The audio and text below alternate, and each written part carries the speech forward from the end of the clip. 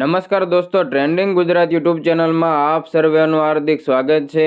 મિત્રો, દેશ અને દુનિયાના તાજા અને મહત્વના સમાચાર સૌથી પહેલા મેળવવા માટે અમારી ટ્રેન્ડિંગ ગુજરાત યુટ્યુબ ચેનલને સબસ્ક્રાઇબ કરી લેજો અને બાજુમાં આપેલા ઘંટડીના નિશાનને પણ દબાવી દેજો, જેથી અમારા અવનવા વિડીયોની અપડેટ સૌથી પહેલા તમને મળતી રહે। મિત્રો, મુખ્યમંત્રી ભૂપેન્દ્ર પટેલની અધ્યક્ષતામાં આજે કેબિનેટની બેઠક મળવાની છે। આજે મળનારી કેબિનેટ બેઠકમાં અનેક મહત્વના વિષયો પર ચર્ચા કરવામાં આવશે।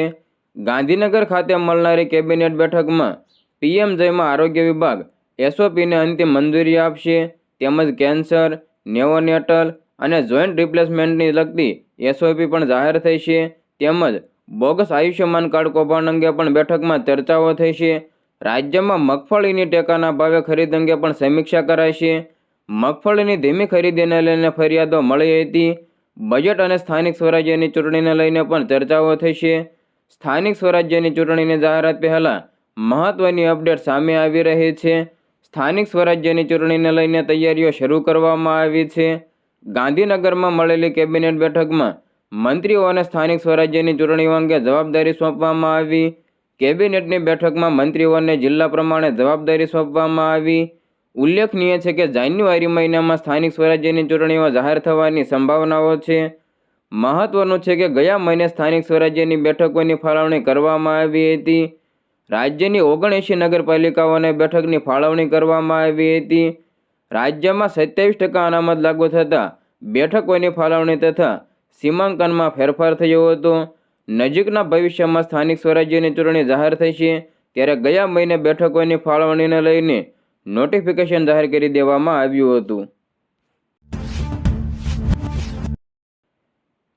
હવે મિત્રો, વન નેશન વન ઇલેક્શન બિલને લઈને મોટા સમાચાર સામે આવ્યા છે। એક રાષ્ટ્ર એક ચૂંટણી બિલ મંગળવાર એટલે કે 17 ડિસેમ્બરના રોજ સંસદમાં રજૂ કરવામાં આવ્યું હતું। અગાઉ ભારતીય જનતા પાર્ટીએ તેના સાંસદોને હાજર રહેવા માટે વ્હીપ પણ જાહેર કર્યો હતો। આમ છતાં 20થી વધુ સાંસદો ગેરહાજર રહ્યા હતા। હવે ભાજપ તેમની પાસેથી જવાબ માંગશે। વ્હીપ જારી થયા બાદ પણ પાર્ટી ગેરહાજરીથી નારાજ છે। મતદાન સમયે સાંસદો હાજર જ ન હતા। અગાઉ કેન્દ્રીય કાયદાના પ્રધાન એવા અર્જુન રામ મેઘવાલે લોકસભા અને વિધાનસભાની ચૂંટણી એકસાથે યોજવા માટે લોકસભામાં બંધારણ સંશોધન બિલ રજૂ કર્યું હતું।